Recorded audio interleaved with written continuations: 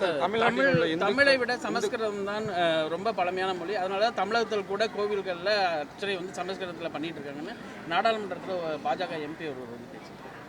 நாங்கள் திருக்கோயில் சமஸ்கிருதத்தில் அர்ச்சனை வழிபாட்டை தடுக்கவில்லை. அதே நேரத்தில் அன்னை தமிழில் வழிபாடு என்று மாண்புமிகு தமிழக முதல்வர் எங்கள் ஆரோக்கிய தலைவர் ஆட்சி பொறுப்பேற்ற பிறகுதான் அந்த திட்டத்தை செயல்படுத்தி இருக்கின்றோம். அன்னை தமிழ் அர்ச்சனை செய்கின்ற பொழுது அந்த அர்ச்சனை சீட்டிற்குண்டான கட்டணத்தில் 60% அன்னை தமிழ் ஊக்குவிக்கின்ற வகையில் அந்த அர்ச்சகர்களுக்கு அந்த ஈட்டுத்தொகை வழங்கி கொண்டிருக்கின்றோம்.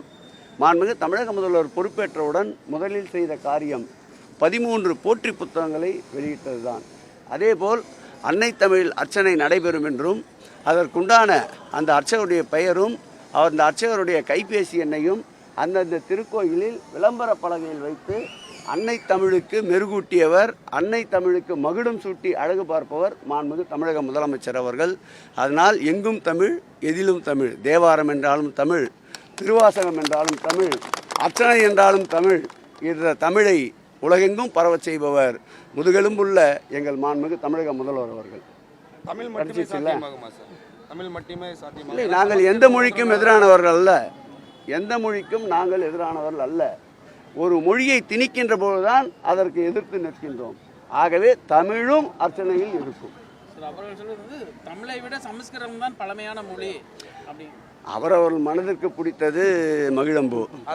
எங்களுக்கு எங்கள் தமிழ் பல்லாயிரம் நெடுங்காலமான தமிழ், பண்டை தமிழ், இரும்பு மனிதன் என்று போற்றப்படுகின்ற மாண்புமிகு தமிழக முதல்வர் தான் இரும்பு காலத்தை இந்த நாட்டிற்கு அறிமுகப்படுத்தியிருக்கின்றார். ஆகவே தமிழை போன்ற தொன்மையான மொழி வேறு எங்கும் காட்ட முடியாது. யாமறிந்த மொழிகளிலே தமிழ் மொழி போல் இனிதாவது எங்கும் காணோம் என்றார். அந்த கூற்றிருக்கிறங்க வாழ்க தமிழ், வளர்க தமிழ். இது எங்கள் மாண்புமிகு தமிழக முதல்வருடைய கொள்கை. தமிழுக்கு இடர் என்றால், தமிழுக்கு தீங்கென்றால், பொங்கு தமிழுக்கு இன்னல் விளைவித்தால் சங்காரம் முழங்கு சங்கே முழங்கு என்ற பாடலின் வரிகளை மாண்புமிகு தமிழக முதல்வர் நெஞ்சிலே ஏந்திருக்கின்றார். உயிர் என்றாலும் களத்திலே முன் நின்று கொடுப்பதற்கு தயார் தயார் தயார் தயார் என்று முதல்வர் அறிவித்திருக்கின்றார். அவர் வழியில் ஆயிரக்கணக்கான லட்சக்கணக்கான திராவிட முன்னேற்ற கழக தொண்டர்களும் தமிழ் ஆர்வலர்களும் தமிழ்நாட்டு மக்களும் அணிவகுத்து நிற்கின்றார்கள். இந்த அணிவகுப்பு தகுந்த பாடத்தை 2026ஆம் ஆண்டு இதை திணிக்க முற்படுவதன் மீது நிச்சயம் மக்கள் அந்த வெறுப்பை காட்டுவார்கள்.